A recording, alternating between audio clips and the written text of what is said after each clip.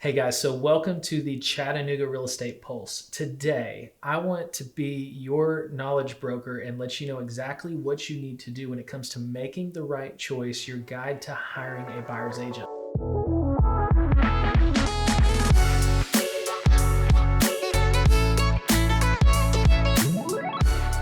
So you're thinking about making a move. Maybe you're buying your first home, maybe you're buying an investment property. What I want to do today is give you a path that you should consider on making sure that you have the right representative on your side. So let's talk about, first off, how do most people, most consumers out there like yourself, how do they find a real estate agent? Where do they start? The majority of consumers out there start by calling a sign, calling off of a website because they're interested in a specific home. And sometimes the agent gets lucky and you like them. And you all of a sudden you're like, hey, this might be my agent. I want to work with them.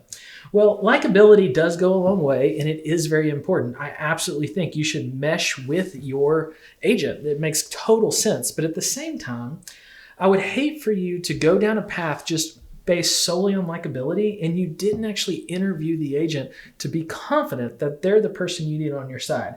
Today, I want to give you a handful of tips that will help keep you on the right path, that takes it beyond likability and more just about, is this the right professional that has my best interest at heart and that will absolutely get me to the closing table on the terms that I want them to be. So let's dive right in. So some of the things that I want to challenge you on as a potential buyer is understanding first and foremost, like, what are the market dynamics we're in currently today? What we're currently facing is still an inventory issue. There aren't as many homes as we would like there to be moving forward for most buyers. You wish there were more things to choose from. And so when the inventory is low, as you can imagine, the demand is higher. Now, we are beyond COVID. It isn't as crazy as it once was, but today I was actually looking, our average days on market is about 45 days on market. Now, keep in mind, the average contract from contract to close timeframe is about 30 days, give or take a little, if they're getting a loan, which the majority of people are getting a loan. So that means we're left with about 15 days, just almost about 2 weeks of when the home is available based solely on averages. As you can imagine, the nicer the home, the shorter the days on market that might be there because there's more people that want that home. I always like to tell people, if you like it, there's a good chance someone else does too. So knowing the market dynamics of how long a home may sit on the market, I think the number one question you should be asking your agent when you interview them is, what does your availability look like? Or do you have a team that can be available for me when I find a home that I want to see? There's nothing worse out there than you getting excited about a home, not being able to get a hold of the agent that you'd like to work with, and then you're on an all-out scramble trying to find someone to open up that door for you. And again, that's not a good place to be because you don't know who is going to be representing you in that deal until you meet them at the house. I wouldn't recommend that.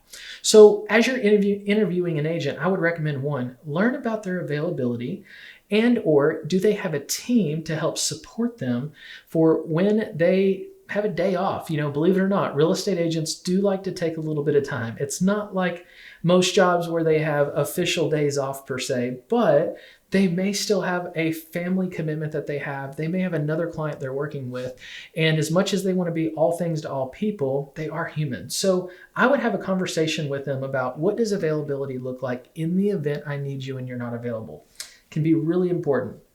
Next thing I want you to consider too is, let's talk about the relationships that this agent has with the industry. So a big part of our industry has a lot to do with confidence when it comes from agent to agent. So let's say, for example, you have hired an agent to represent you in writing an offer on a home. And they are submitting an offer on a house that you love. And again, maybe there's multiple offers on the same home. Now, the listing agent, let's assume there's an agent representing a buyer and there's an agent representing the seller. The seller's agent is going to receive potentially multiple offers at the same time. And sometimes it begins to feel like the sea of sameness. They may have multiple offers that net the seller the same amount of money. Maybe inspection times are the same. Maybe the contingencies look similar. Maybe closing dates are close to the same. And what you end up with is that multiple offers in the sea of sameness. Now, what the seller's agent has to do is guide their seller down the path to figure out which is the offer that is best for them. Now, relationships, as I mentioned, is key here, because what you need is an agent that is well connected to the industry, because I have seen it time and time and time again where a listing agent looks at, I received an offer from Joe, I received an offer from Amy, and I received an offer from Sally, and they're all very similar. And the listing agent may say, you know what, I've had experience with Joe before, and it's been a very positive experience. And I believe that he is a confident agent that is able to guide their buyer down the right path. I believe that they probably explain things to their buyer at a high level so they don't have any surprises along the way. Although these other two offers are very similar, we might want to go with Joe because Joe has a relationship with many agents in this industry, and he is known for someone that gets the deal done. And so understand, as you're interviewing your agent, ask them to describe how they're connected in the industry. A lot of this also has to do with the brokerage that they're at, or maybe the team that they're on. I know with the Edrington team that I work with, I don't know every single agent out there, but to be able to reach out to my team members and say, hey, an offer is being presented for one of our clients. Does anybody happen to have a good relationship with this listing agent? And maybe allow them to be the face for presenting that offer to the seller's agent. That can go a long way if there is rapport between those two agents. So understand, when you're interviewing the agent, ask them how well connected they are, and you better believe the story, right?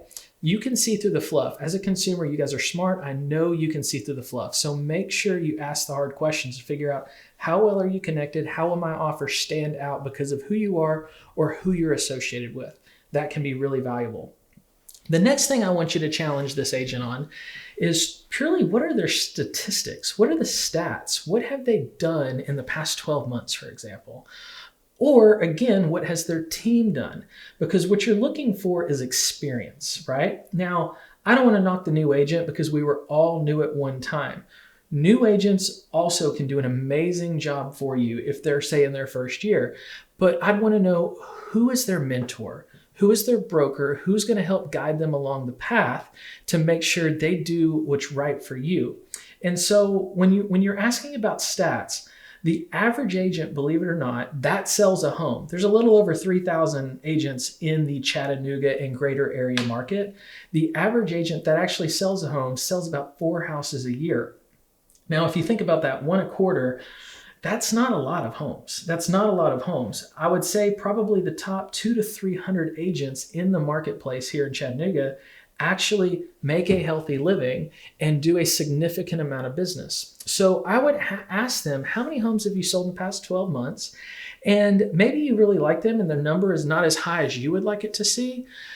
This is just part of the interview process. I wouldn't say that this is a pass or fail, but I think it's a strong question you should ask of, what have you done? Now, I'd take it to the next level and also find out of the homes that they've sold, what is the price point that they've sold in? So the average price point in Chattanooga is about $330,000. If you were in that average bucket, average price point per se, and you find out that the agent you're working with average price point is, say, $700,000 or $800,000, and they don't tend to sell a lot of homes in the threes, for example, I would maybe wonder, like, is this going to affect the motivation of my agent? Are they going to be as committed to me? And the vice versa could be, of course, a agent that averages in the 300s and you happen to be that $800,000 buyer for them. I'm sure they're going to be excited and committed for you, but do they have the experience level and the relationships in that price point, or you could even say location, to help you reach your goals?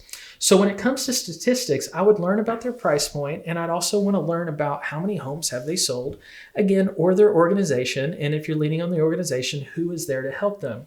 I'd say a healthy number that I'd be shooting for is 18 or more homes a year is what I would want my agent to have sold in the past 12 months for me to strongly consider them. The higher the number, there is definitely benefits to that. But then I'd also question, if the number is really high, if you've got an agent doing 80, 90, 100 houses, they're probably doing something right.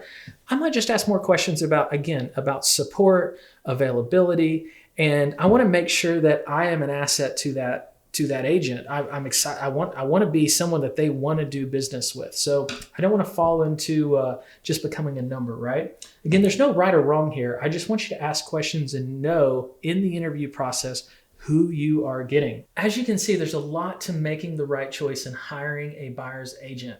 I hope you're enjoying watching the Chattanooga Real Estate Pulse. Stay tuned for part 2, and I've got more tips that will help you get to the next level so you can hire the right agent.